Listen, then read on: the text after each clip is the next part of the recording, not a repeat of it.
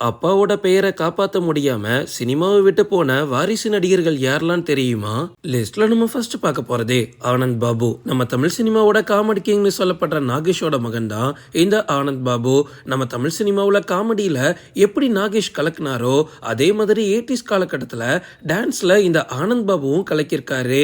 நான் ஒரு disco dancer பாட்டுலாம் கேட்டிருக்கீங்களா? அதுல மனுஷன் போட்ட குத்தாட்டத்தை கண்டிப்பா இப்ப வரைக்கும் மறக்க முடியாது. அந்த அளவுக்கு ப்ராப்பரா டான்ஸ் கத்துக்கிட்ட ஒரு சூப்பரான டான்சர் தான் இந்த ஆனந்த் பாபு.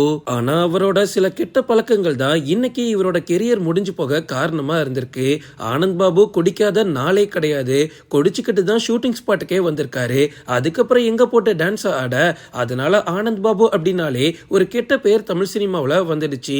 நாகேஷோட மகனா இப்படி பண்ணிட்டு இருக்கான் அப்படின்னு அந்த டைம்ல நிறைய ப்ரொடியூசர்ஸ் ஆனந்த் பாபு மேல செம காண்டில் இருந்திருக்காங்க. அதுக்கப்புறமா இவர் தேர்ந்தெடுத்த ஸ்கிரிப்ட்ஸும் இவருக்கு பெருசா கை கொடுக்காம போனதுனால சினிமா விட்டு மொத்தமா விலகி போனாரு ஆனந்த் பாபு. அதுக்கப்புறமா ஒரு சில சீரியல்கள்லயும் சில படங்கள்ல மட்டும் வில்லனா நடிச்சிட்டு இருந்தாரு. நாகேஷ் நம்ம தமிழ் சினிமாவுல காமெடியில மிகப்பெரிய சகாப்தத்தையே உருவாக்குனாரு.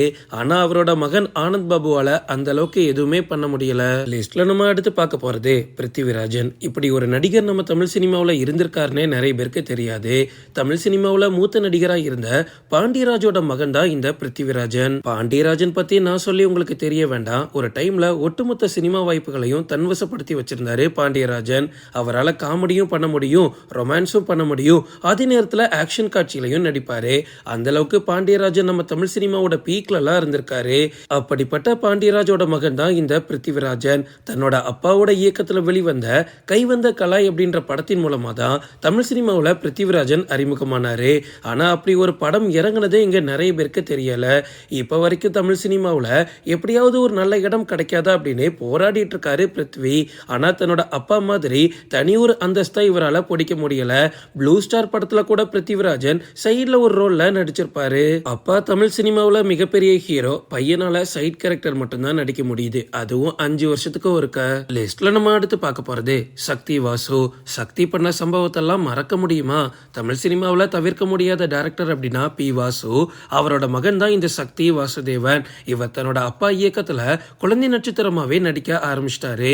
அதுக்கப்புறமா 2007ஆம் ஆண்டு வெளியான தொட்டால் பூ மலரும் அப்படின்ற படத்தின் மூலமா ஹீரோவாகவும் நம்ம தமிழ் சினிமாவில் அறிமுகமானாரு. இது வரைக்கும் சக்தியோட வாழ்க்கையில எல்லாமே நல்லா தான் போச்சு. ஆனா அதுக்கப்புறமா ஒருபடியா ஒண்ணு கூட நடக்கல.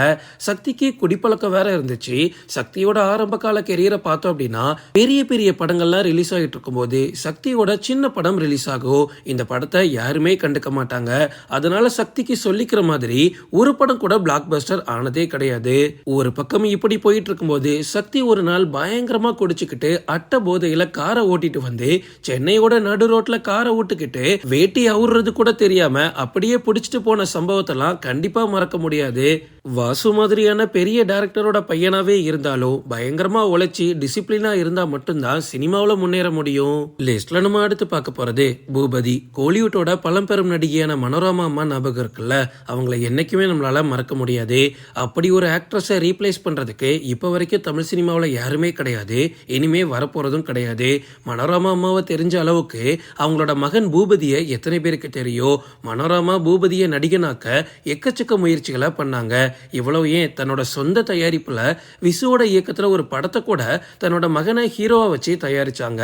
ஆனா அது எல்லாமே தோல்வியில தான் முடிஞ்சிச்சு. பூபதிக்கு சுத்தமா டிசிப்ளினே கிடையாது. இன்னும் சொல்ல போனா அவருக்கு சினிமா மேல இன்ட்ரெஸ்டும் கிடையாது. ஆனா மனோரமா அவர்கள் எவ்வளவோ கஷ்டப்பட்டு பூபதியை ஹீரோவாக்க முயற்சி பண்ணாங்க. எல்லாமே தோல்வியில தான் முடிஞ்சிச்சு. இதுக்கு முக்கிய காரணம் பூபதியோட மது பழக்கம் அப்படின்னு சொல்றாங்க. லிஸ்ட்ல நம்ம அடுத்து பார்க்க போறது கார்த்திகா நாயர். தமிழ் சினிமாவோட மூத்த நடிகையான ராதாவோட மகள் தான் கார்த்திகா. இவங்களோட நடிப்புல வெளியான முதல் படமே செம ஹிட். அதனால கார்த்திகா மேல மிகப்பெரிய எதிர்பார்ப்பே இருந்துச்சு. 2011ல கோ படத்துல நடிச்சாங்க. அதுக்கப்புறமா தமிழ்ல பெருசா வாய்ப்பு கிடைக்காததுனால அப்படியே தெலுங்கு இண்டஸ்ட்ரி பக்கம் போனாங்க. அதுக்கு அவங்க தமிழ்லயே இருந்திருக்கலாம். தெலுங்குல அவங்களுக்கு சொல்லிக்கிற மாதிரி ஒரு படம் கூட ஒருபடியா ஓடல. ராதாவுமே அவங்களோட இன்ஃபுளுன்ஸை எவ்வளவோ பயன்படுத்தி பார்த்தாங்க. ஆனா கார்த்திகா நாயருக்கு சொல்லிக்கிற மாதிரி வாய்ப்புகள் கிடைக்கல. அதுக்கப்புறமா 2023ல ரோஹித் மேனன் அப்படின்றவங்கள கல்யாணம் பண்ணிக்கிட்டு இப்போ குடும்பத்தோட அப்படியே செட்டில் ஆயிட்டாங்க கார்த்திகா. ஓகே ஃப்ரெண்ட்ஸ், இதோட நான் இந்த வீடியோ முடிச்சுக்கிறேன். இன்னொரு இன்ட்ரெஸ்டிங்கான வீடியோல நம்ம சந்திக்கலாம். Stay tuned.